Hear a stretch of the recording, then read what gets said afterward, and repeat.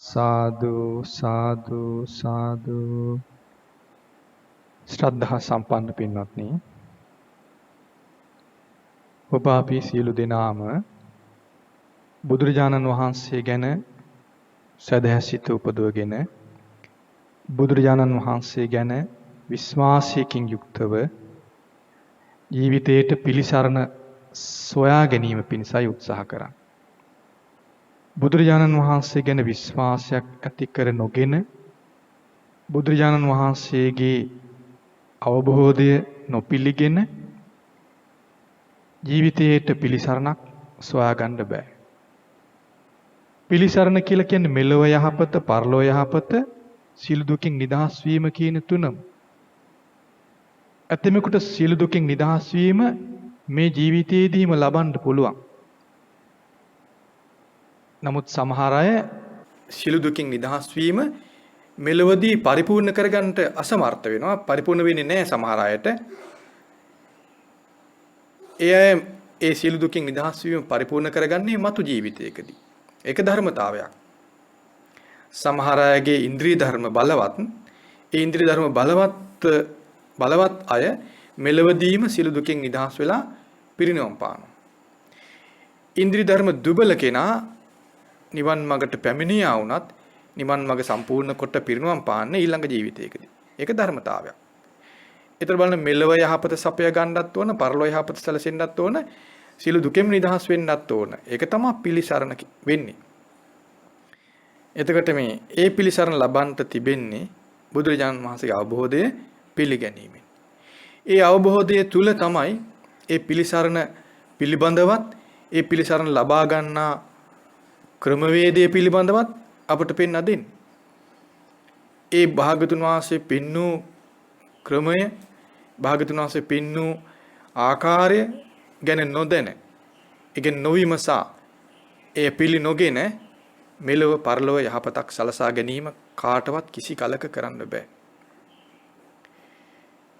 ඊළඟදී ඒකට හේතුව තමයි මෙලොව පරලොව යහපත සලසා ගැනීම ඊටාම දුෂ්කර, අතිශයින් සංකීර්ණ, සාමාන්‍ය කෙනෙකුට හිතන්නවත් බැරි දෙයක්.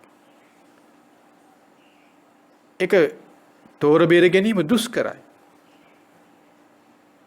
ඒක සංගවිලා අප්‍රකටව තිබෙන දෙයක්, මේ නිදහස් වෙන ස්වභාවය. මෙලොව පරලොව යහපත සලසාගෙන සියලු දුකින් නිදහස් වෙනවා කියන එක අප්‍රකටයි, ප්‍රකට නැහැ. ලෝකේ බුදු කෙනෙක් පහළ වෙන තෙක් ඒ ධර්මතා අප්‍රකටව තියෙන්නේ.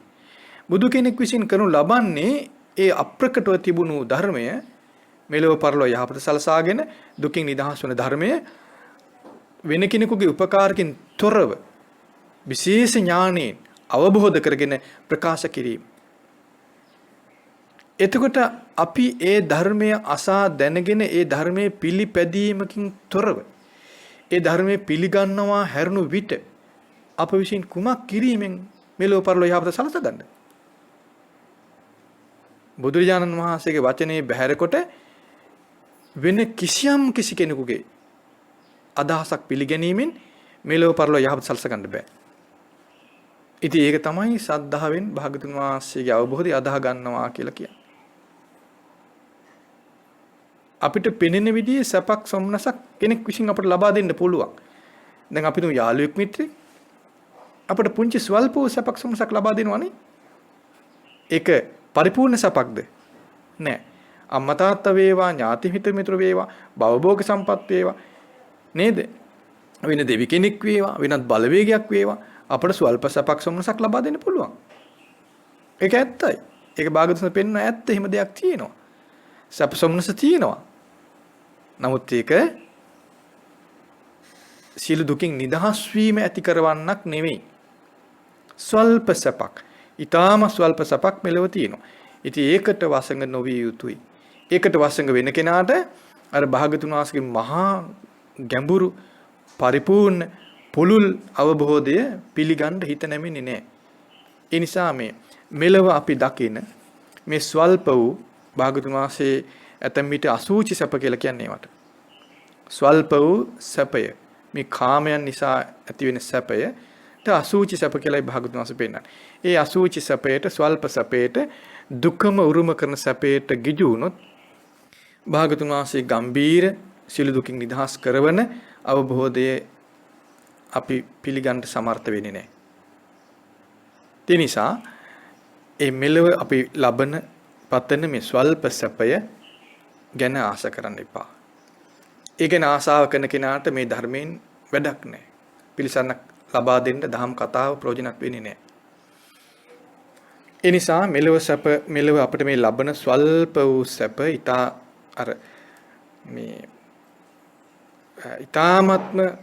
ස්වල්ප වූ සැපක් නේද? භාගතුන්ස් පෙන්වා දෙන්නේ අර මේ කුෂ්ඨ තියෙන කෙනා ගින්නෙන් රත් කරගෙන සැපක් ලබනවා වගේ කියලා. කුෂ්ඨ රෝගියා ගින්නට රත් කරලා කසනවා. ඒතොර සැපයක් තියෙනවනේ. ඒ පුංචි සැපක්. ඒක මුල් වෙලාම යා විනාශ වෙලා යනවා. නේද? ඒ නිසා ඒ මෙලව අපිට ලැබෙන මේ ස්වල්ප සැප ගැන හිත යොමු නොකොට මේ භාගතුන් වහන්සේ පෙන්වන ගැඹුරු පරිපූර්ණ පුලුල් අවබෝධය ගැන අපේ විශ්වාසය, අපේ ගෞරවය, අපේ ශ්‍රද්ධා සිත, අපේ නිහතමානී බව අපි උපදවන්න ඕන. ඉතින් මේ දුෂ්කර කාර්ය මොකක්ද දුෂ්කර කාර්ය? සීල දුකින් නිදහස් වීම, මෙලව සැප ඇති කර ගැනීම. මෙලව සැප ඇති කර ගැනීම සරලයිද? දුෂ්කරයි.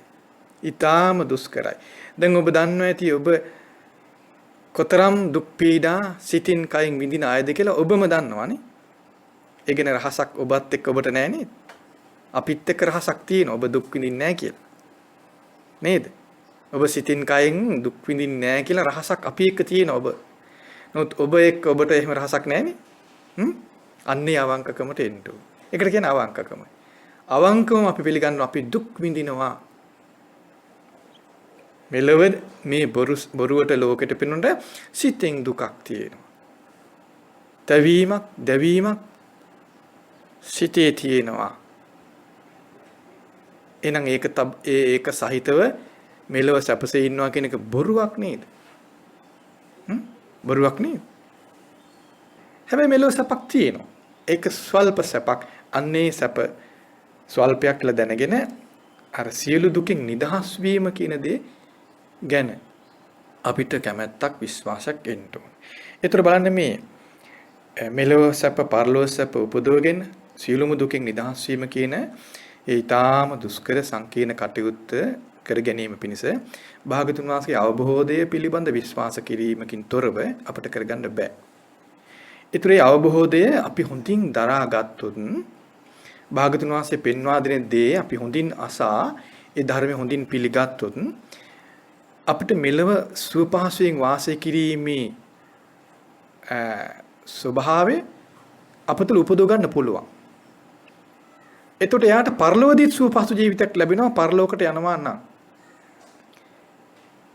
දක්ෂ කෙනා මේ ධර්මය හොඳින් තේරුම් ගන්න පිළිගන්න දක්ෂ කෙනා සිල් දුකින් නිදහස් වෙනවා. ඉතින් ඒ නිසා ඒ විදිහට අපිට භාගතුන් වහන්සේ විසින් තෝරා බේරා දෙන ධර්මය අපට උදව් වෙනවා. ඉතින් අද අපි කතා කරන්නේ භාගතුන් වහන්සේ විසින් මේ වදාළ මෙලවත් සැප උපදවගෙන පරලොවත් සැප ඇති කරගෙන මේ දුක් සහිත ලෝකයෙන් නිදහස් වීම පිණිස ඊ타ත්ම සරල විදිහට තෝරා බේරා දෙන ගැඹුරුම ධර්ම කාරණා කීපයක් අපි අද කතා කරන්න කල්පනා කළා. ඒ අතිශය ගැඹුරු ධර්මයේ කර්ම විශේෂයට අයිති. කම්ම නියාමය කියලා කියන්නේ. කර්ම නියමය කියලා එකක් තියෙනවා. ඒක තමයි ලෝකේ තියෙන ඊ타ත්ම ගැඹුරුම ධර්මය. කර්ම න්‍යාය. කර්මයේ පිළිබඳ තියෙන න්‍යාය. ඒක ගැඹීරයි, ගැඹුරුයි, පුළුල්. තවත් ඊට වඩා ගැඹුරු න්‍යායක් ලෝකේ නැහැ.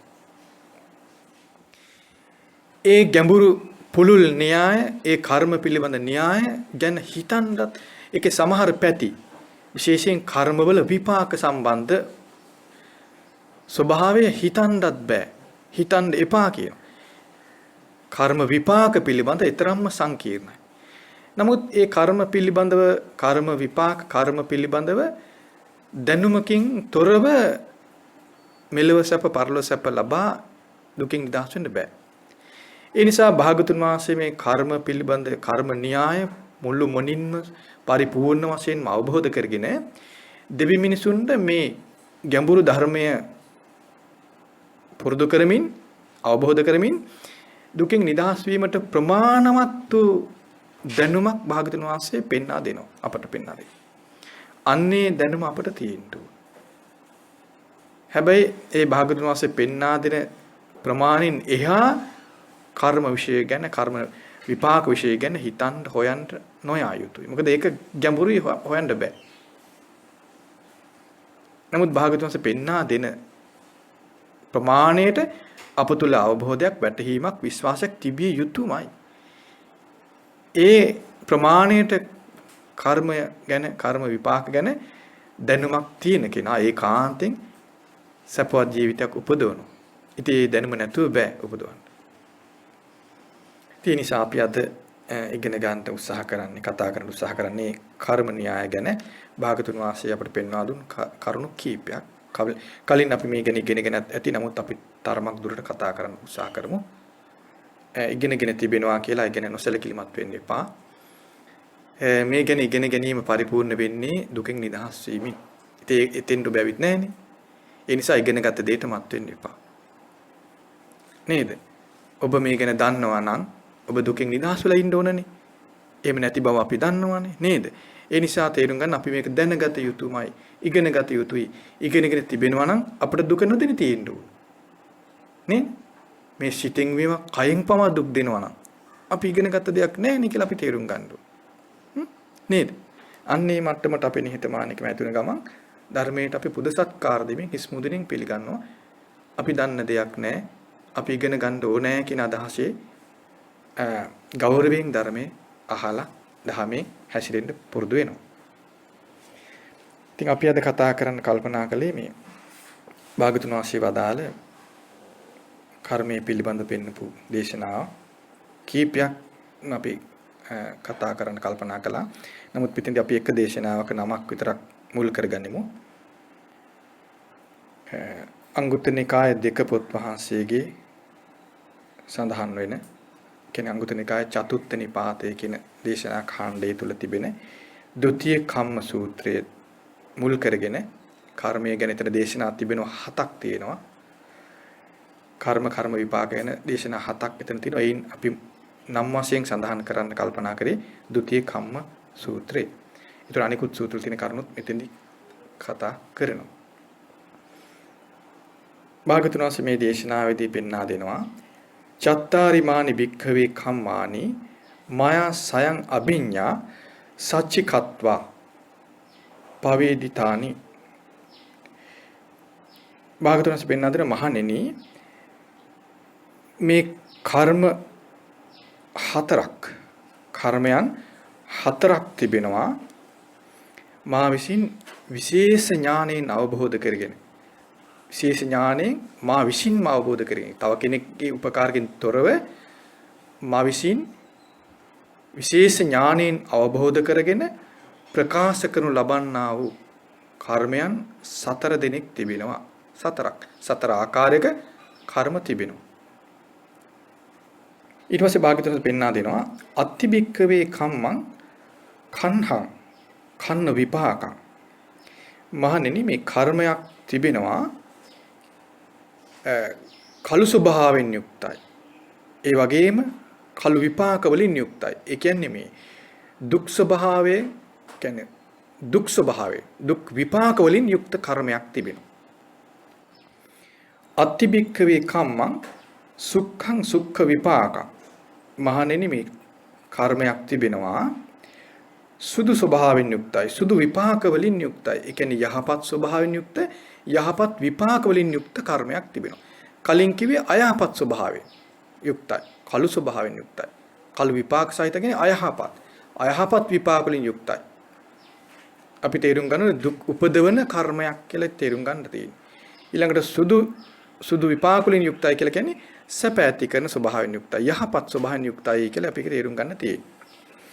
ඊළඟට භාගතුන්ස පෙන්නන අත්තිබික්කවේ කම්මං කන්න සුඛං කන්න සුඛ විපාකං. මහණෙනි මේ කර්මයක් තිබෙනවා සුදුත් කළුත් සහිතයි. ඒ වගේම කළු විපාකත් සුදු විපාකත් මිශ්‍රිතයි. ඒතර එක කර්මයක් තියෙනවා කළුයි කළු විපාක සහිතයි. අයහපත් විපාක සහිතයි. තව කර්මයක් තියෙනවා සුදුයි සුදු විපාක සහිතයි. ඒ කියන්නේ යහපත් විපාක සහිතයි. ඊළඟ තව කර්මයක් තියෙනවා කළු සුදු මිශ්‍රයි. ඒ කර්මය කළු සුදු මිශ්‍ර විපාක සහිතයි. ඒ කියන්නේ අයහපත් යහපත් කියන ස්වභාවයන් දෙකෙන්ම යුක්තයි කර්මය. ඒකේ විපාකත් අයහපත් යහපත් මිශ්‍ර විපාක තියෙනවා. ඊළඟට භාගතුන්ස් පෙන්නනවා අත්තිබෙක්කවේ කම්මං අකන්හං කළු නොවන අසුක්ඛං සුදුත් නොවන අකන්හ අසුක්ඛ විපාකං කළුත් නොවන සුදුත් නොවන විපාක සහිතයි. කම්මක්ඛයාය කර්ම ෂය වීමෙන් යුක්තයි. කම්මක්ඛයාය සංවත්තಂತಿ කර්ම ෂය වීමෙන් යුක්තයි. ඒතර කර්ම හතරක් ගැන පෙන්නන. හතරවෙනි කර්මයේදී කියන්නේ දැන් පළවෙනිට කියන්නේ කළු කර්ම කළු විපාක සහිතයි. ඒ කියන්නේ අයහපත් විපාක සහිතයි. ඊට පස්සේ සුදු කර්ම සුදු විපාක සහිතයි. යහපත් විපාක තියෙනවා. ඊට පස්සේ කළු සුදු මිශ්‍රිත කර්ම කළු විපාක සුදු විපාක තියෙනවා. යහපත් අයහපත් දෙකම තියෙනවා. ඒකේ විපාකත් යහපත් අයහපත්. ඊළඟට කළුත් නොවන සුදුත් නොවන කර්ම. එතන මෙතෙන්දී යහපත් අයහපත් කියලා කියන්නේ සැප දුක් කියන විදිහට තේරුම් ගන්න. සැප උපදවන දුක් උපදවන ස්වභාවය තේරුම් ගන්න තියෙනවා. හරි? දැන් කළු කිව්වහම ඒක නිසා දුක් ඇති කරන ස්වභාවය තියෙනවා. දුක් උපදවන. දැන් විස්තර කරනකොට තේරෙනවා අපිට. ඒ ගැන විස්තර කරන භාගතුන් වහන්සේ. ඊළඟට සුදු කියලා කිව්වම සැප ඇති කරන්නේ ඒකෙන්. ඒ විපාකයේ සැප ඇති කරන විපාක. ඊට පස්සේ කළු සුදු දෙකම මිශ්‍රයි කියලා කියන්නේ දුකත් උපදවන සැපත් උපදවන මිශ්‍රයි. ඊට පස්සේ මේ අකන්නං අසුක්ඛං කියලා කියන්නේ කළුත් නොවන සුදුත් නොවන. එවනම් ඒවායේ විපාක කොහොමද? කළුත් නොවන සුදුත් නොවන විපාක. ඒතර කළුත් වෙන කළුත් සුදුත් දෙකේ විපාක මොනවද? දුක් විපාක සැප විපාක. එහෙනම් මෙතෙන්දී කළුත් නොවන දුක් සුදුත් නොවන කියලා කියන්නේ සැපක් උපදවන්නේ දුකක් උපදවන්නේ නැති. ඒ දෙකම නැති කර්ම. එතන සැප විපාක උපදවන්නේත් නැහැ දුක් විපාක උපදවන්නේත් නැහැ. මෙතන පරිස්සමෙන් තේරුම් ගන්න. සැප විපාක උපදවන්නේ නැහැ කියම කෙනෙක් බය වෙනවා. දැන් අපිට පසුව මේ විස්තර කරන තේරෙනවා මේ දෙකේ ස්වභාවය තවත් අපිට තේරුම් ගන්න පුළුවන් ඉදිරියේදී විස්තර කරන විදිහට. ඊට පස්සේ භාගතුන්ස් පෙන්වා දෙනවා කතමංච භික්කවේ කම්මං කන්හං කන්න විපාකං. මහණෙනි මේ කළු විපාක සහිත කර්ම වල ස්වභාවය කොයි වගේද? භාගතුන් පෙන්වා දෙනවා ඒ කර්ම සහ ඒවා කොහොමද වෙන්නේ කියලා දැන් විස්තර කරන්න. භාගතුන් පෙන්වා දෙනවා ඉද භික්කවේ ඒකච්චෝ සබ්භ්‍යපජ්ජං කාය සංඛාරං අபிසංකරෝති. සබ්භ්‍යපජ්ජං වචී සංඛාරං අபிසංකරෝති. සබ්භ්‍යපජ්ජං මනෝ සංඛාරං අபிසංකරෝති. මහණෙනි කෙනෙක් ඉන්නවා එයා මේ දොස් සහිත වූ කාය සංස්කාර රැස් කරනවා. දොස් සහිත වූ වචී සංස්කාර රැස් කරනවා. දොස් සහිත වූ මනෝ සංස්කාර රැස් කරනවා. සෝ සබ්භ්‍යපජ්ජං කාය සංඛාරං අபிසංකරිත්වා සබ්භ්‍යපජ්ජං වචී සංඛාරං අபிසංකරිත්වා සබ්භ්‍යපජ්ජං මනෝ සංඛාරං අபிසංකරිත්වා සබ්භ්‍යපජ්ජං ලෝකං uppajjati. දැන් කෙනෙක් ඉන්නවා දොස් සහිත කාය සංස්කාර රැස් කරනවා, දොස් සහිත වචී සංස්කාර රැස් කරනවා, දොස් සහිත මනෝ සංස්කාර රැස් කරනවා. ඒ විදිහට දොස් සහිත කාය සංස්කාර, වචී සංස්කාර, මනෝ සංස්කාර රැස් කරලා එයා දොස් සහිත වූ ලෝකයක උපදිනවා. තමේනං සබ්භ්‍යපජ්ජං ලෝකං uppannං සමානං සබ්භ්‍යපජ්ජා පස්සා පුස්සන්ති. ඒකේනා මේ දොස් සහිත වූ ලෝකයක ඉපදිලා ඊට සමාන වූ දොස් සහිත වූ පහසට ස්පර්ශය එයාට මුණ ගැහෙනවා. ස්පර්ශයේ පහසට ලක් වෙනවා. ඒ දොස්සහිතු පහස ස්පර්ශ වෙනවා මෙයාට. හරි? සෝ සබ්බ්‍යාපජ්ජේහි පස්සේහි පුට්ඨෝ සමානෝ සබ්බ්‍යාපජ්ජං වේදනං වේදියති ඒකාන්ත දුක්ඛං. ඒකේනා ඒ දොස්සහිත ස්පර්ශයේ පහස ලැබලා ඊට සමාන වූ දොස්සහිත ඒකාන්ත දුක් සහිත විඳීම් වලට ගොදුරු වෙනවා. විඳින්නට සිදු වෙනවා, විඳිනවා කියලා දේශනා කරනවා. සේයතාපි සත්තා නිරයිකා නිරේගාමි සතුන් වගේ කියනවා. ඉදං උච්චති බික්කවේ කම්මං කන්හං කන්න විපාකං. මහණෙනි මේ තමයි කලු විපාක සහිත කර්ම කියන්නේ මේවයි කියලා පෙන්නනවා. ඒතර තේරෙන්නේ මේ ඒ කලු විපාක සහිත කර්ම කිව්වහම ඒ වචන කීපයක අර්ථකින් අපිට ගන්න බෑ නේද? මේ ලොකු වචන පෙළක්ම තියෙනවා. ඒ පෙළම අපි තේරුම් ගත්තාම තමයි ඒ වචනේ ඒ ධර්මයේ අර්ථය අපිට තේරෙන්නේ. ඒකයි මම අර මුලින්ම කිව්වේ අපි දල වශයෙන් වචනේ අර්ථය කලු විපාක කියලා හිතුවට අපි කතා කළාට එපමණකින් අපිට මේක තේරෙන්නේ නැහැ. එපමණකින් අපිට මේකේ අර්ථය සම්පූර්ණ වෙන්නේ නැහැ. ඒ සම්පූර්ණාර්ථය ලබා ගැනීම පිණිස දල අදහසක් ඇති කරගත්තා විතරයි. එහෙනම් ඔබ යම් කෙනෙකුට ඔබ හිතනවා නම් මේ කලු කර්ම කලු විපාක සහිත කර්ම කියලා ඔබ තේරුම් ගත්තොත් ඒ වචන මාත්‍රයක්ද? ඒ වචන මාත්‍රේ මදි නේද? එහෙනම් ඒ වචනේ තව දුරටත් ඉදිරියට යන තේරුම මොකද්ද? තේරුම් ගත යුතු දෙයි. යම් කෙනෙක් ඉන්නවා දොස් සහිත වූ කාය සංස්කාර, වචී සංස්කාර, මනෝ සංස්කාර ඇස් කරනවා. ඒ විදිහට දොස් සහිත වූ කාය, වචී, මනෝ සංස්කාර ඇස් කරලා දොස් සහිත විපාක තියෙන දොස් සහිත ලෝකයක ඉපදිනවා. එසේ ඉපදීමෙන් ඒ දොස් සහිත ලෝකයක ඉපදීම නිසා ඒ දොස් සහිත ලෝකයේ තුල යා දොස් සහිත වූ ස්පර්ශය යාට මුණ ගැහෙනවා. දොස් සහිත වූ පහස එයාට ඇති වෙනවා. ස්පර්ශය ඇති වෙනවා නේද? එතන නේද අපි ස්පර්ශය ගැන ඉගෙනගෙන තියෙනවා නේද? ස්පර්ශය කියලා කියන කුමක්ද? ඇසට පේන රූපත්, ඇසේ විඥානයත් කියන කරුණු තුන එකතු වීම ඇසේ ස්පර්ශය නේද? කනට ඇහෙන ශබ්ද, කනේ විඥාන කියන කරුණු තුන එකතු වීම කනේ ස්පර්ශය. ඒතර ඇසේ ස්පර්ශයෙන් යම් පහසක් ඇති වෙනවා නේද? යම් පහසක් ඇති වෙනවා නේද? ඒ වගේ කනේ ස්පර්ශය, නාසයේ ස්පර්ශය.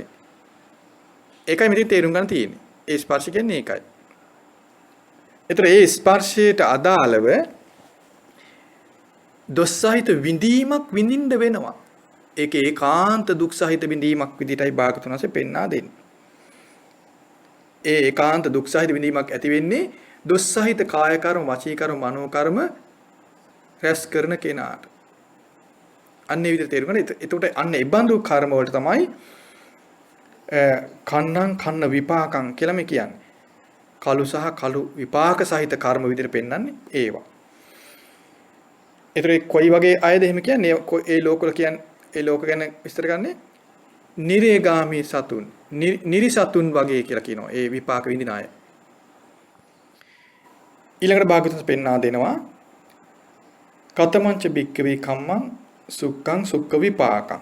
මහණෙනි මේ සුදු සහ සුදු විපාක සහිත කර්ම කොයි විදිහේද, මොන ආකාරයෙන්ද? ඉද බික්කවේ ඒකච්චෝ අභ්‍යාපජ්ජං කාය සංඛාරං අபிසංකරෝති, අභ්‍යාපජ්ජං වචී සංඛාරං අபிසංකරෝති, අභ්‍යාපජ්ජං මනෝ සංඛාරං අபிසංකරෝති. මහණෙනි යම් කෙනෙක් දොස් රහිත වූ කාය සංකාර, වචී සංකාර, මනෝ සංකාර රැස් කරනවා. රැස් කරලා සෝ අභ්‍යාපජ්ජං කාය සංකාරං අபிසංකරිත්වා, අභ්‍යාපජ්ජං වචී සංකාරං අபிසංකරිත්වා, අභ්‍යාපජ්ජං මනෝ සංකාරං අபிසංකරිත්වා, අභ්‍යාපජ්ජං ලෝකං uppajjati. නිදොස් එමෙතන දොස් රහිත ලෝකයක ඉපදිනවා. තමේනං අභ්‍යාපජ්ජං ලෝකං uppannං සමානං අභ්‍යාපජ්ජා පස්සා පූසන්ති සෝ අභ්‍යාපජ්ජේහි පස්සේහි පුට්ඨෝ සමානෝ අභ්‍යාපජ්ජං වේදනං වේදේති ඒකාන්ත සුඛං. එතකොට අර නිදොස් එමෙතන් දොස් රහිත වූ කයෙන් කරන කටයුතු වචනයෙන් කරන කටයුතු මුල් වෙලා ඒ කාය සංඛාර වචී සංඛාර ඒ කියන්නේ කයෙන් කරන කටයුතු නිසා ඇති වෙන සංස්කාර රැස් කරනවා. වචනේ මුල් වෙලා සිදුවෙන සංස්කාර රැස් කරනවා. ඒ විදිහට දොස් රහිත කාය සංස්කාර වචී සංස්කාර මනෝ සංස්කාර රැස් කරලා එයා දොස් රහිත වූ ලෝකයක ඉපදිනවා. ඒ ඉපදිලා ඒ දොස් රහිත ලෝකයේ දොස් රහිත වූ ස්පර්ශය යාට ඇති වෙනවා. දොස් රහිත ස්පර්ශයක් ඇති වෙනවා. ඒ දොස් රහිත ස්පර්ශයේ මුල් වෙලා දොස් රහිත වූ විඳීම් විඳින්න සිදු වෙනවා. ඒ විඳීම ඒකාන්තයෙන් සැප සහිත කියලා කියනවා. සෝ අභ්‍යාපජ්ජේහි පස්සේහි පුට්ටෝ සමානෝ අභ්‍යාපජ්ජං වේදනං වේදියති ඒකාන්ත සුඛං. ඒකාන්තයෙන් සැප ඇති කරන විඳීම් විඳිනවා කිය. සේයතාපි දේවා සුභකින්න.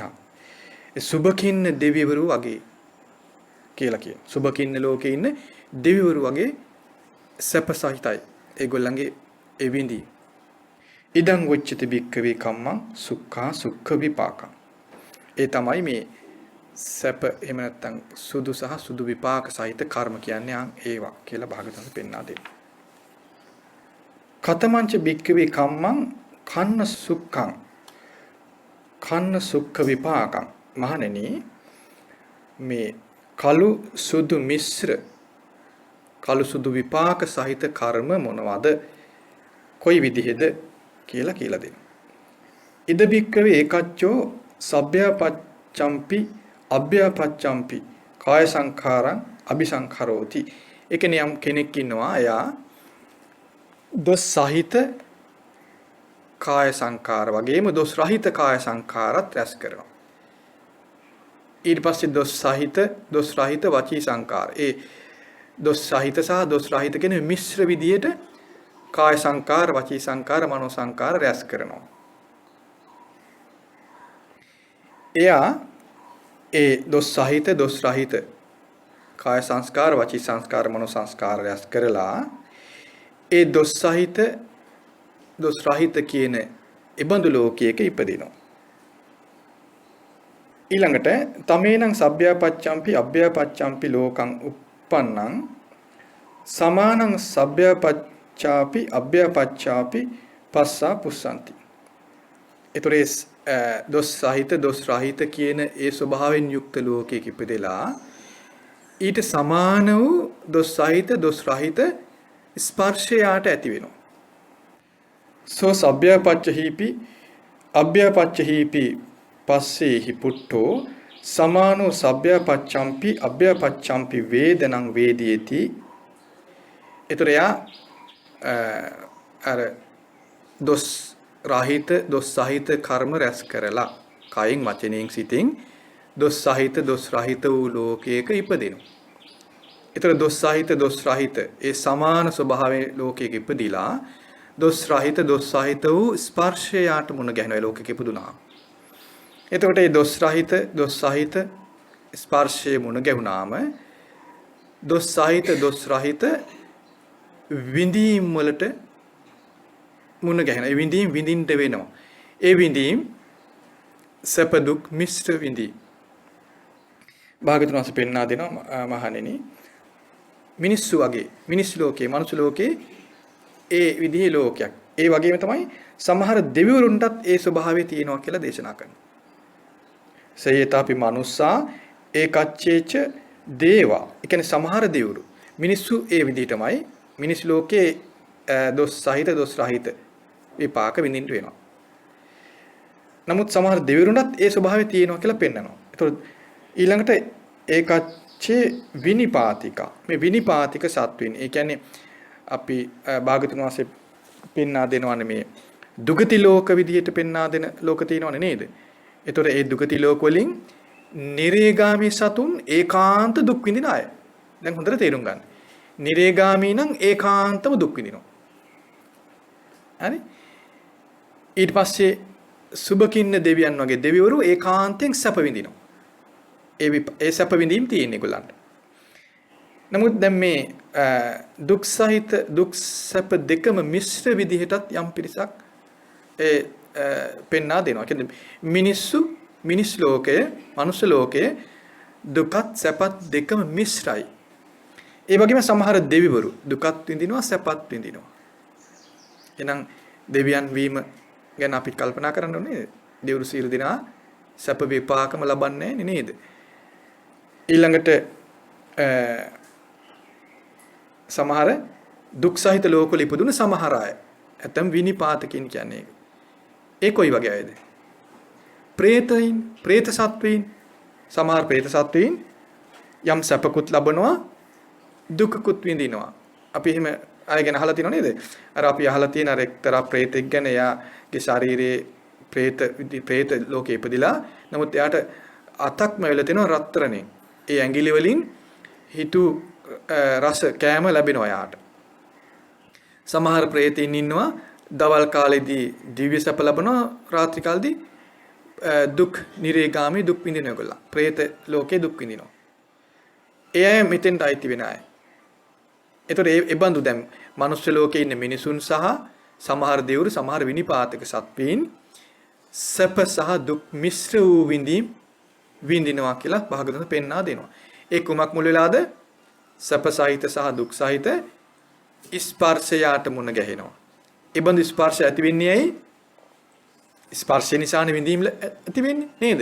මේකනේ අපි ඉගෙනගත්ත ධර්මයේ ස්පර්ශය නිසා විඳීම් ඇති වෙනවා. එහෙනම් අපි දැන් සැප විඳීමක් විඳිනවා නම් දුක් විඳීමක් විඳිනවා නම් දුක් සැප රහිත විඳීමක් විඳිනවා නම් ඒකට හේතුව මොකද්ද? ස්පර්ශය. ඒ ස්පර්ශයට හේතුව මොකද්ද? ඒ ස්පර්ශයේ ඇති වෙන ලෝකයක ඉපදුනා. ඒ ලෝකේ ඉපදුනා නම් ස්පර්ශය මුණ ගැහෙනවාමයි. දැන් අපි තේරුම් ගත යුතු දෙයි. ඒකයි භාගතුන් වහන්සේ පෙන්වන මේ අවබෝධය අපි පිළිගත යුතුයි කියලා කියන්නේ. නේද? භාගතුන් පෙන්වා දෙනවා ඒ ස්පර්ශය ලැබෙන ලෝකයක ඉපදුනා නම් ඊට සමාන විඳීම් ලැබෙනවා. එහෙනම් දොස් සහිත ස්පර්ශයක් සහිත. මෙතෙන් දොස් සහිත කියලා කියන්නේ දුක් උපදවන්න හේතු වෙන්නා කියන එකයි. දුක් උපදවන්න හේතු වෙන. ඒකයි මෙතන මේ දොස් සහිත කියලා අපි තේරුම් ගත යුත්තේ. එතකොට ඒ බඳුත් ලෝකේ ඉපදුනා නම් අපට මුණ ගැහෙන්නේ අපට ඇති වෙන්නේම දුක් උපදවන ස්පර්ශය මුණ ගැහෙනවා. දැන් ගිනි ගහන අවුවේ යම් කෙනෙක් ගිහිල්ලා ඉන්නවා. එයාගේ ඇඟ ඒ ගිනි අවුවට පිච්චෙනකොට එතන එනං දුකක් නේ දුක් විඳීම නේ තියෙන්නේ නේද? ඒ දුක් විඳීමට හේතුනේ ඒ දුක් සහිත දුක් විපාක උපදවන ස්පර්ශය. ඒ ස්පර්ශය ඇති උනේ ඇයි? එයා එතන හිටපු නිසානේ. එයා එතන නොහිටියා නම් ඒ ස්පර්ශය එනවද? අන්න තේරුම් ගන්න. එන යම් කෙනෙක් නිරේ ඉපදුනා නම් එනං එයාට ඒකාන්තයෙන්ම ඒ දුක් සහිත විපාක උපදවන දුක් විඳීම උපදවන ස්පර්ශය මුණ ගැහෙනවා. ඒ ස්පර්ශය මුණ ගැසුනේ ඒ ලෝකයේ ඉපදුන නිසා. ඒ ලෝකේ ඉපදුනේ ඇයි එතකොට? ඒ ඉපදීම ඇති කරවීමට හේතු වන කර්ම රැස් වුන නිසා. අන්න එහෙම තේරුම් ගන්න ඕන. එහෙනම් දැන් අපි මේ ඉපදිලා තියෙන ලෝකේ කොයි වගේ එකක්ද? දැන් අපි මනුස්ස ලෝකේ නේද? භාගතුන්සේ මනුස්ස ලෝකේ ගැන කොහොමද කියලා දෙන්නේ? දුකත් සැපත් මිශ්‍ර වූ විඳින්න වෙනවා. ඒතර ඒ විදිහේ දුකත් සැපත් මිශ්‍ර විදිහේ විඳීම් දැන් අපි පිළිගන්න දෙබඳු විඳීම් අපි විඳිනවා කියලා. ඔබට තේරෙනවද ඒ බඳු දුක් සහිත සහ සැප සහිත මේ මිශ්‍ර වූ විඳීම් අපි විඳිනවා කියලා. දැන් බලන්න උදේ පාන්දරට සීතලයි. ඊට පස්සේ ටිකකින් අවුව පායද්දී අන්නර සීතල සමහර කෙනෙකුට හරි දුකක් නේ. ඊට පස්සේ ඒ සීතල දුර වෙලා යනවා ඉර පානකොට. නේද? ඊට පස්සේ අර දුක නැතිලා ඔන්න සැපේනවා. ඊට පස්සේ ඉර ටික ටික වැඩි වෙනකොට ඉර ටික ටික මුදුන් වෙනකොට අර තිබ්බ සැප මොකද? මහා දුකක් බවට පත් වෙනවා. ඊට පස්සේ ආයෙත් ඊරාවරට යනවා. දැන් අර දුක තියනවද? නෑ නේද? මේ අපි ඊටාම සරල උදාහරණයකින් මේ කතා කරේ නේද? දැන් පෙන්නන මේ ලෝකේ තියෙන ස්වභාවය මේ මනුස්ස ලෝකේ සැපයි දුකයි මිශ්‍රයි. කෙනෙකුට ඉර පෑබිල්ල හරි සැපයි. කෙනෙකුට ඉර පීඩයි. එනන් දුක සැප මිශ්‍රයි. ඒ පහසෙන් අපිට ගැලවෙන්න පුළුවන්ද මේ ලෝකේ ඉඳගෙන? පුළුවන්ද? මේ ස්පර්ශයෙන් අපිට බේරෙන්න පුළුවන්ද මේ ලෝකේ ඉඳගෙන? බෑ. හැම ගහපු එළ දෙනකොට සත්තු විදින්න නැතුව කොහේ හිටියත් ඉන්න බෑ කියන වෙනේද භාග්‍යතුන්ස. එළ දෙනෙක් හැම ගහලා කොහේ හරි තියෙනවා. ගොඩබෙම තිබ්බත් වතුරේ තිබ්බත් කොහේ තිබුණත් ඒ සත්තුන්ගෙන් සත්තු විදින එකෙන් බේරෙන්න බෑ. ඇයි හැම ගහලා ඒ පරිසරය හැදිලා ඉවරයි. ඒ පරිසරය හැදිලා අය හැම අලවන්නද? බෑ. නේද? එහෙනම් දැන් අපි මනුස්ස ලෝකේ ඉපදිලා. එහෙනම් මේ මනුස්ස ලෝකේ ඉපදුනන් පස්සේ මේ ලෝකයට අදාළ පහස ස්පර්ශය අපට මුණ ගැහෙනවා. මේ ලෝකයට සම්බන්ධ ස්පර්ශය අපට මුණ ගැහෙනවා. ඇහෙන් වේවා, කනෙන් වේවා, නාසයෙන් වේවා, දිවෙන් වේවා, ශරීරයෙන් වේවා, සිතින් වේවා අපට දැන් අපට හමු වෙන්නේ මොන ස්පර්ශයේද? මේ මනුස්ස ලෝකයට අදාළ නේද? එහෙනම් ඒ ස්පර්ශය මුණ ගැහෙන්න හේතුනේ මේ ලෝකෙ ඉපදුන නිසා. එහෙනම් මේ ලෝකෙ ඉපදුනේ ඊට අදාළ කර්ම රැස් වුන නිසා. එහෙනම් අපි සුදුත් කළුත් මිශ්‍ර කර්ම රැස් කරලා තමයි මෙලොව ඉපදුනේ කියලා තේරුම් ගන්න. අපි මේක තේරුම් නොගෙන මෙලොව මේ ලැබෙන දුක් නිසා මෙලොවම මේ අපි ඒ පැටලිල්ලේම ඉඳගෙන සැප පැතුවොත් මොකද වෙන්නේ? මේක තේරුම් නොගෙන දැන් අපිට නිරේ ඉපදිලා දුක් විඳින්න හේතුන ස්වභාවය පෙන්නනවා. ඊට පස්සේ මේ දිව්‍ය ලෝකේ ඉපදිලා සැප විඳින ඒ හේතු ආදී අපිට පෙන්වා දෙනවා. මනුස්ස ලෝකේ ඇතම් දෙවුරුසා ඇතම් විනිපාතකින් දුක් විඳින සැප විඳින මේ ස්වභාවයන් පෙන්වනවා මේ ධර්මයේ තුල. ඒතකොට මේ කරුණු තේරුම් නොගෙන අපිට මේ පැටලිල්ලෙන් බේරෙන්න පුළුවන් වෙයිද? බේරෙන්න බෑ. දැන් එහෙනම් තේරුම් ගන්න දුක් සහිත විපාක ඇති කරන කලු කර්ම රැස් කළොත් ඒ කර්ම විපාක විඳීම පිණිස සුසු තැනක ඉපදිනවා. නේද? සැප සහිත සැප උපදවන කර්ම රැස් කළොත් ඒක විපාක විඳින සුසු තැනක ඉපදිනවා. ඒ කර්ම මිශ්‍රව කරන කෙනා ඊට අදාළ මිශ්‍ර විපාක විඳීමට සුසු තැනක ඉපදින මනුස්ස ලෝකේ නැත්නම් ඇතම් දෙවියන් අතර නැත්නම් പ്രേත ආදී ඒ විනිපාතක සතුන් විදිහට ඉපදිනවා. මේක අපි තේරුම් ගත යුතුයි පිළිගත යුතුයි වෙන අපිට මේ විෂය ගැන ඉගෙන ගන්න වෙන තැනක තියනවද? වෙන කාටවත් විස්තර කරන්න පුළුවන්ද? මීට වඩා අපිට තේරුම් ගන්න පුළුවන්ද කියන්නකෝ? මීට වඩා දැනුමක් අපිට ලබන්න බෑ නේද මේ ගැන? ඇයි? අපි මේ දැනුම පිළිගන්න එපා නේද? මේ දැනුම පිළි නොගෙන අපිට පුළුවන් වේද ස්වල්ප හෝ සපක් ලබන්න? බෑ නේද? ඉතින් මීට වඩා දැනුමක් අපිට ලබන්න බෑ හේතුව භාගතුන් වහන්සේ පෙන්නනවා මහණෙනි මම සංභූ ඥානෙන් තව කෙනෙකු අසා නොගෙන විශේෂ ඥානෙන් අවබෝධ කරගෙනයි මේ ප්‍රකාශ කරන්නේ. අවබෝධ කරගෙන මම ප්‍රකාශ කරන්න කියලා පෙන්වා දෙනවා මේ කර්ම ස්වභාවය.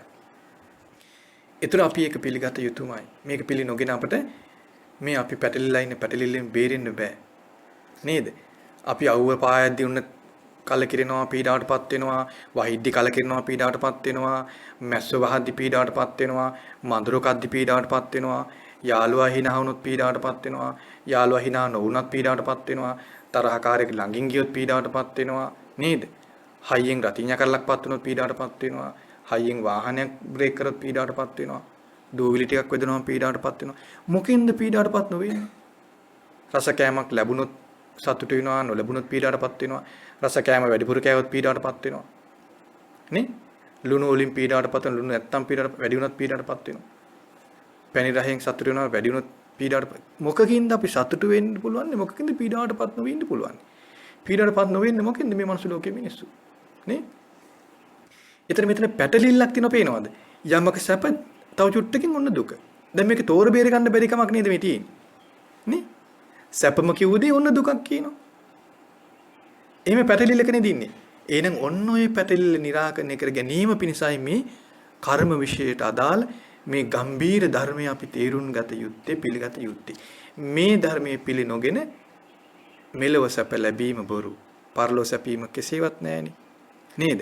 මේ ධර්ම පිළි නොගෙන මෙලව සැප ලබන්න හිතාන අපි පුළුවන් තරම් මේ ස්පර්ශයේ තේරුම් නොගෙන මේ ස්පර්ශයේ සැප උපදින ස්පර්ශයක් බවට පත් කරන්න අපි අනවබෝධයෙන් උත්සාහ කරනවා. නේද? අපි කෑම හදන්න වේවා, ඇඳුම් හදන්න වේවා, ගේ දොර හදන්න වේවා.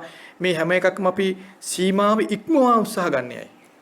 සීමාව ඉක්මවා කෑම බින් හදන්න, ඇඳුම් පැළඳුම් ගැන වේවා. නේද? රූප, ශබ්ද, ගන්ධ, රස පිළිබඳ සීමාව ඉක්මවා ගන්න වෙහසක් තියෙනව නේද? ඒ මොකද මේ කරන්නේ? සැප ඇති කරන ස්පර්ශයක් કૃතිමව හදන්න නේ උත්සාහ කරන්නේ. නමුත් ඔබට තේරෙනවද ඒ උත්සාහයේ තුල මඩේ ඉන්න කෙනා ඒ මඩේ ගොඩින් අඩිය නොගහ මඩේම අඩිය ගගහ බේරෙන්න උත්සාහ කරනකොට මොකද වෙන්නේ? මඩේ ඉන්න කෙනා මඩෙන් බේරනට මඩෙන් ගොඩ තැනක අඩිය ගහන්න ඕන, එල්ලෙන්න ඕන. ඒ මිනිතු මඩේම අඩිය ගගහ මඩෙන් ගොඩ එන්න උත්සාහ කරන කෙනාට මොකද වෙන්නේ? ඒ මඩටම ගිල්ල යනවා. එහෙනම් මේ හීන කාම ලෝකයට ගොදුරු වෙච්ච අපි මෙතන මේ තියෙන හීන මායාකාරී පුංචි සැපට රැවටිලා ඒ සැප දියුණු කරන්න උත්සාහ කරලා ඊට වඩා සැපක් මේ ලෝකෙම ඉඳගෙන පතලා අමාරු වැටෙන්න ඔන්න මෙන්න ඉන්න වෙලාවක තමයි මේ ධර්මය අපිට මුණ ගැහිලා මේ ධර්මය අපි කතා කරන්න උත්සාහ කරන්නේ. නේද? අපි එනම් මේ ධර්මයේ තිබෙන භාගතුන් වහන්සේගේ අවබෝධය පිළිගැනීමෙන් අපට පරිස්සමින් නිර්වුල් සිතක් ඇති කරගෙන මේ දොස් සහිත දොස් රහිත මේ සියල්ලෙන් නිදහස් වෙන්න අපිට පුළුවන්කම තියෙනවා.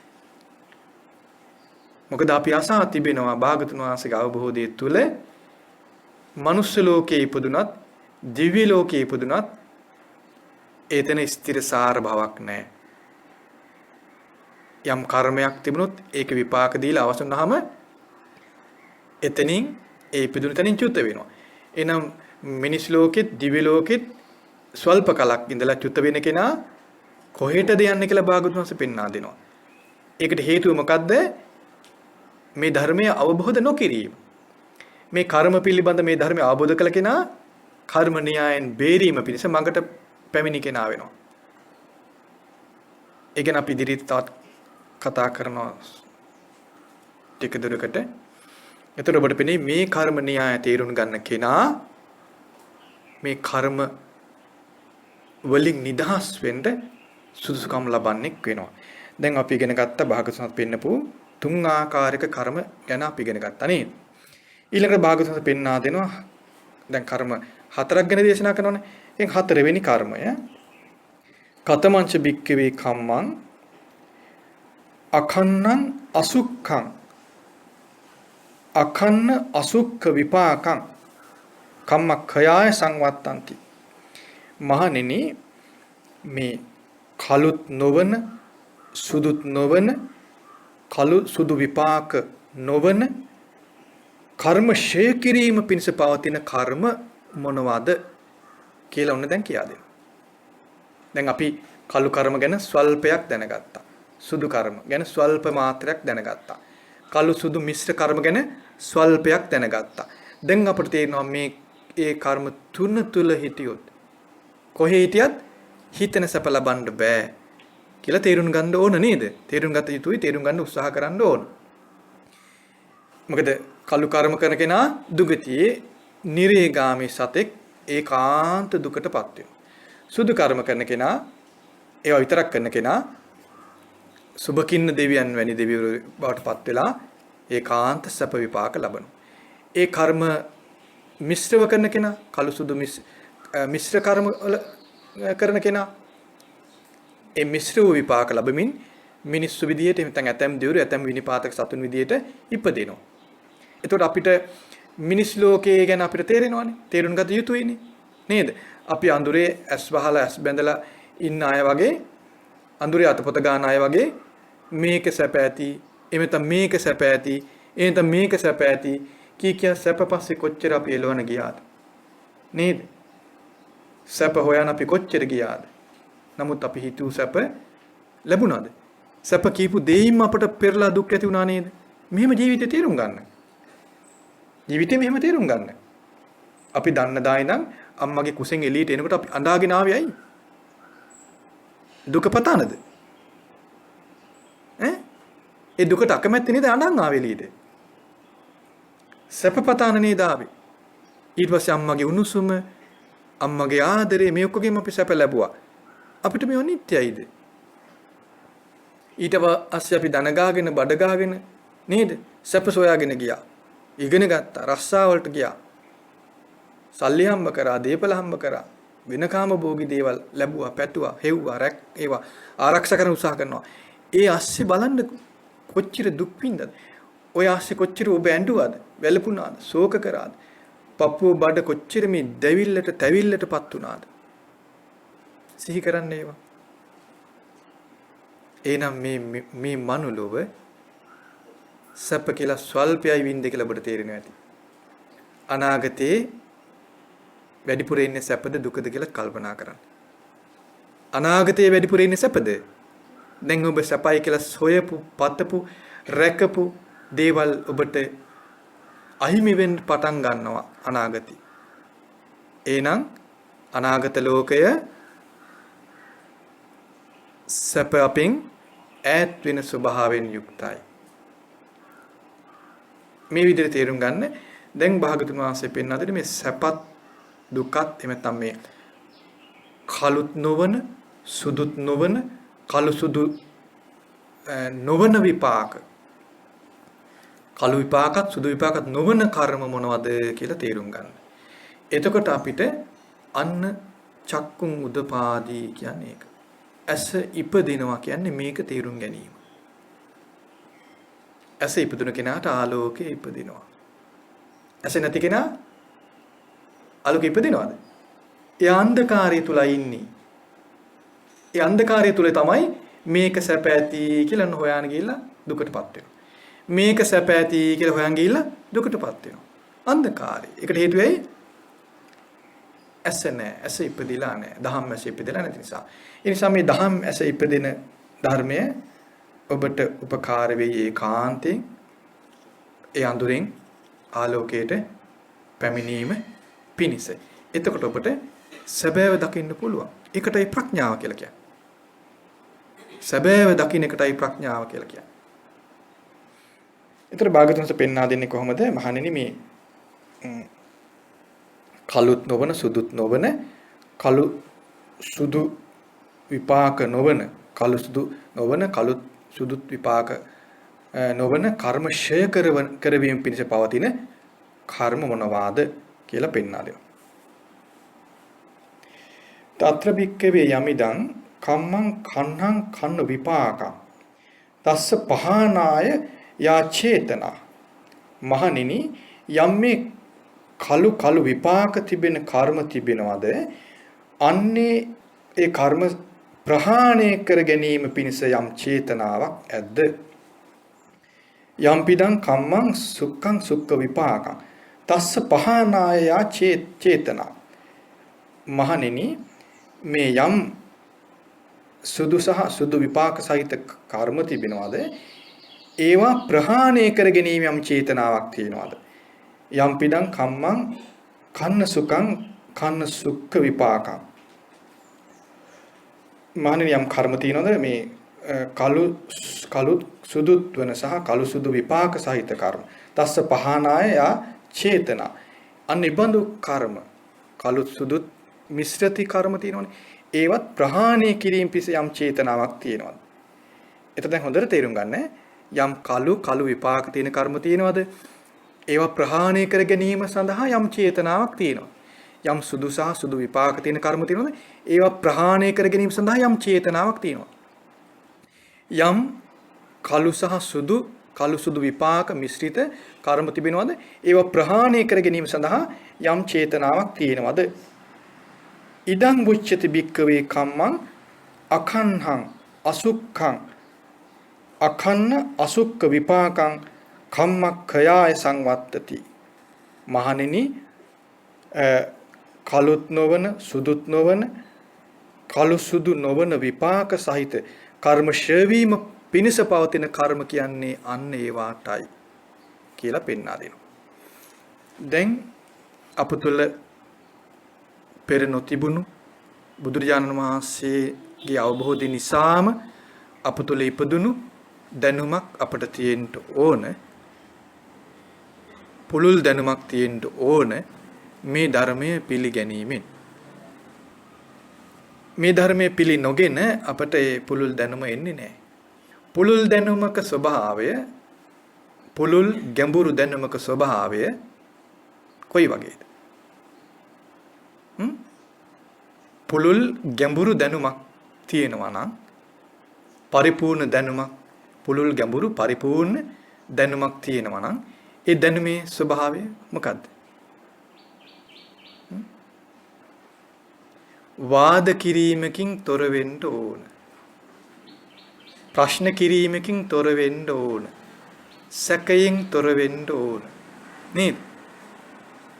මේක ප්‍රශ්න කරනවා නම් ඒ දැනුම පුළුල්ද? නෑ. දැනුම මන්දීනේ. අඩුපාඩු සහිතයි.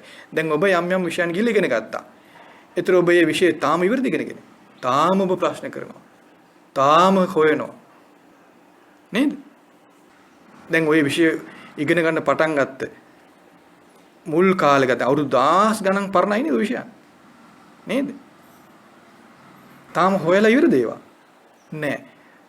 තාම ඒවා අසම්පූර්ණයි. එහෙනම් අසම්පූර්ණ වුණාම වෙන්නේ මොකද්ද? ප්‍රශ්න කරනවා, සැක කරනවා, හොයනවා, බලනවා, අරක කොහොමද කියලා හිතනවා, මේක කොහොමද කියලා හිතනවා. මෙහෙම වෙන්නේ කොහොමද කියලා හිතනවා. මෙහෙම වෙන්නේ කොහොමද කියලා කතා කරනවා. සංවාද වාද ભેද ඇති කර ගන්නවා. එතන පුළුල් පරිපූර්ණ සම්පූර්ණ නිර්වුල් දැනුමක් නැහැ. දැන් ඔබට මේ ඉගෙනගත්ත ධර්මයේ ගැනත් එහෙම හිතක් එනවා නම් අරක වෙන්නේ කොහොමද? මේක වෙන්නේ කොහොමද? අර එහෙම වෙන්නේ කොහොමද? අරක කොහොමද මේක කොහොමද කියලා යම් හිතක් එනවා නම් ඔබගේ දැනුම පරිපූර්ණ නැහැ. හැබැයි මතක තියාගන්න ඕන අපි හිතමු දැන් ඔබ ඉගෙන ගත්ත විලියම් හාවිගේ න්‍යායනේ. නේද? දැන් එහෙම එකක් ඉගෙන ගත්තා නේද? ඒක අරක කොහොමද මේක කොහොමද කියලා ඉගෙන ගන්න ගියාම කාගෙනද විමසන්නේ? ඒ කෙනාගේ දැනුම නේද? නේද? ඒ කෙනාගේ දැනුමයි අපි අභියෝගයට ලක් කරන්නේ. ඔබ යම් දෙයක් ඉගෙන ගත්ත කියන්නේ ඔය ඉගෙන ගන්න විෂය නේද? රුධිර සංසරණය ගැන ඉගෙන ගත්තා. ඒක තව කෙනෙක් ප්‍රශ්න කරනවා ඒක. ඕක කොහොම වෙන්න බෑ. මෙහෙම වෙන්න පුළුවන්. ඒ කාගේ දැනුමද අභියෝගයට ලක් කරන්නේ? අර විද්‍යාඥයාගේ නේද? ඒක අපිට ලොකු ප්‍රශ්නයක් බවට පත් වෙන්නේ නැහැ. නමුත් අපි මේ ඉගෙන ගත්ත දේ අරක කොහොමද මේක කොහොමද කියලා අපි ප්‍රශ්න කරොත් ඒක අපිට සුදුසු වෙන්නේ නැහැ. ඇයි? ඒ අපේ තුලින් අභියෝගයට ලක් වෙන්නේ කාගේ දැනුමද? බුදුරජාණන් වහන්සේගේ දැනුම. ඒ අවබෝධය. ඒකයි කියන්නේ මහණෙනි ඒ භාගතුන් වහන්සේගේ අවබෝධය සද්ධාවෙන් අදාහ ගන්න කියලා පෙන්වන්නේ ඒකයි. ඒතර අපිට මේ ශ්‍රද්ධාව තියෙන්න ඕන. ඒ ශ්‍රද්ධාව ඒ භාගතුන් වහන්සේගේ අවබෝධය අදාහ ගැනීම පිණිස අපිට ශ්‍රද්ධාවක් තියෙන්න ඕන. ඒ ශ්‍රද්ධාව අපිට උපදින්නේ භාගතුන් වහන්සේ ඒකාන්තයෙන් වෙන කෙනෙකුගේ අවබෝධයකින් තොරව ස්වයංභූ ඥාණයෙන් විශේෂ ප්‍රඥාවකින් විශේෂ ඥාණයෙන් මේ ලෝකයේ මුළුමනින්ම අවබෝධ කොටගෙන අපිට පරිපූර්ණ වශයෙන් අවබෝධයේ ප්‍රමාණවත් පරිදි ඉතා නිවැරදිව නිර්වුල්ව අපට පෙන්වා දී තිබෙනවා කියලා අපට පිළිගැනීමක් තේරුම් ගැනීමක් අපතල තියෙනවා. ඒතර අපි මේ ධර්මය ඇහුවාම අපට විශාල නිර්වුල් බවක් හිතට දැනෙන්න ඕන. මේ ධර්ම ඔබ කලින් අහලා ඇති. කියවලා ඇති පොතපතේ. මේ ධර්මය පිළිගැනීමෙන් සිදුවෙන දේ තමයි විශාල සංසිඳීමක්. නිර්වුල් බවක්. අපට ඉදිරියේ නිර්වුල් ලෝකයක් තියෙනවා. අපට ආරක්ෂාවක් නිදහස් වීමක් තියෙනවා කියන අදහස සිතට යමෙක්ගේ ඇතුළු වුණාම සිතේ සංසිඳීමක් ඉපදෙනවා. ලොකු බරක් පැත්තකින් තිබ්බා වෙනවා. ලොකු බරක් උස්සන්ගෙන කෙනා ඒ බර පැත්තකින් තිබ්බහම ඒ බර උස්සන්ගල බර පැත්තකින් තිබ්බම මහන්සිය තියෙනව නේද? බර උස්සන් ඇවිල්ලා දාඩිය මහන්සිය කලන්ත ගති ඔක්කොම තියෙනවා. ඒක පාර නැති වෙන්නේ නැහනේ. නමුත් ඒ බර පැත්තකින් තිබ්බහම කොච්චර දාඩිය තිබ්බත් කොච්චර ඇඟට අප්‍රාණක වුණත් කොච්චර කලන්තේ වුණත් අර බර පැත්තකින් තිබුණු සැනින් විශාල සැහැල්ලුවක් සැනසීමක් දැනෙනව නේද? ඔන්න ඔය වගේ සසරේ ඇවිදින කෙනා සසරේ ගමන් කරන කෙනා අතරමං වෙලා පොටක් නිරවුල් කරගන්න පොටක් නැතුව සැපයි කියා හිතා දුකටම වැටි අනවබෝධයෙන් ගිය ගමනක් නිසා නේද? අනවබෝධයෙන් ගිය ගමන තුල දුකෙන් දුකටමපත් වෙවි අනුන්ටත් නිඳා කර තමන්ටත් නිඳා කර අයියෝ මං වගේ කාලකන්ණියෙක් කිය හිතා දුකසේ ගිය ගමනක් තුල මේ භාගතුන් වහන්සේ වදාළ මේ අවබෝධය මේ ධර්මයේ තේරුම් ගත්තොත් අපි දුකසේ උසුලාගෙන ආපු මහා බරක් පීඩාවෙන් උසුලාගෙන ආපු මහා බරක් සැනකින් බිම තිබ්බා වගේ අස්වැසිල්ලක් සැනසීමක් දැනෙනවද නැද්ද? දැනෙනවා. ඒ විදිහට අර බර විසිකර කෙනාට ඉතුරු දාඩිය ටික හොද ගන්න එක අර කලන්ත ගතිය නැති කර ගන්න එක මහ දෙයක්ද? ඈ උසුලන් ආපු බර තමන්ගේ ශරීරයට මහා පීඩාව ඇති කරන අර බර විසිකරපු කෙනාට පස්සේ දාඩිය ටික හොද ගන්න එකයි දූවිල්ල හොද ගන්න එකයි ඉතුරු සුවපත් භාවය ඇති කර ගැනීම ලොකු දෙයක්ද? ලොකු දෙයක් නෙවෙයි. ස්වල්ප දෙයක්. ඒකයි භාගතුන් වහන්සේ පෙන්වා දෙන්නේ මහණෙනි සෝතාපන්න වූ කෙනා නිරුද්ධ කළ දුක හිමාලි කන්ද වගේ එයාට නිරුද්ධ කිරීම පිණිස ඉතුරු වෙන්නේ පුංචි ගල් කැට හතක් වගේ ස්වල්ප දුකක් පමණයි කි. එහෙනම් මේ ධර්මයේ තේරුණගෙන මේ ධර්ම පිළිගත් කෙනා කොතෙන්ද දෙන්නේ? ඔබ විශ්වාස කරනවද? ඔබ විශ්වාස කරනවද එයා ඉන්න තැන? මේ ධර්මයේ පිළිගෙන මේ ධර්මයේ දරාගත් කෙනා පැමිණෙන තැන ඔබ විශ්වාස කරනවද? එයා මුලින් මේ ධර්මයේ පිළිගත් සැනින් එයා සද්ධානුසාරී වෙනවා ඒකාන්තයෙන්. ඒකාන්තයෙන් වෙනවා. ඒ සද්ධානුසාරී කෙනා කලුරී කරන්නේ නැහැ සෝතාපන්න නොවි. මේ ධර්මයේ හොඳින් දරාගත් කෙනා සෝතාපන්න වෙනවමයි නොවි තියෙන්නේ නැහැ. එතකොට එයා ලොකු බරක් විසිකල කෙනා හිමාලේ කන්ද වගේ දුක් ගොඩක් ෂය කළ කෙනා. ඒකට ඔන්නේ නිහතමානී බව පමණයි. බුද්ධ වචනේ පිළිගැනීමට තරම් නිහතමානී වීම පමණයි. මේ දැනෙන පීඩාවට යට වීම නෙමෙයි. දැන් බර අයින් කරන් පස්සේ දාඩිය දූවිලි ඔක්කොම තියෙන එක හොද ගන්න පුළුවන්. නේද? ඒක තේරෙනවද ඔබට නේද? එහෙනම් අපිට තිබෙන්නේ මේ කර්ම විශේෂයට අදාළ භාගතුන් වහන්සේ පෙන්නපු මේ පරිපූර්ණ දැනුම භාගතුන් වහන්සේගේ අවබෝධය පිළිගැනීම දරා ගැනීම අන්නේසේ දරාගත්ත කෙනා කලු කර්ම රැස් කරන්නටත් අකමැති වෙනවා සුදු කර්ම රැස් කරන්නටත් අකමැති වෙනවා කලු සුදු මිශ්‍ර කර්ම රැස් කරන්නටත් අකමැති වෙනවා එයා යම් කලු කර්ම තිබේද කලු විපාක කර්ම තිබේද ඒවා ප්‍රහාණය පිණිස යාගේ සිත පිහිටනවා. ඒකාන්තයෙන් කලු විපාක සහිත කර්ම ප්‍රහාණය කළ යුතුයි කියන අදහසට පැමිණෙනවා මේ ධර්ම පිළිගත්ත කෙනා. ඒ වගේම සුදු විපාක සහිත කර්ම ප්‍රහාණය කළ යුතුයි කියන අදහසට පැමිණෙනවා මේ ධර්ම පිළිගත්ත කෙනා.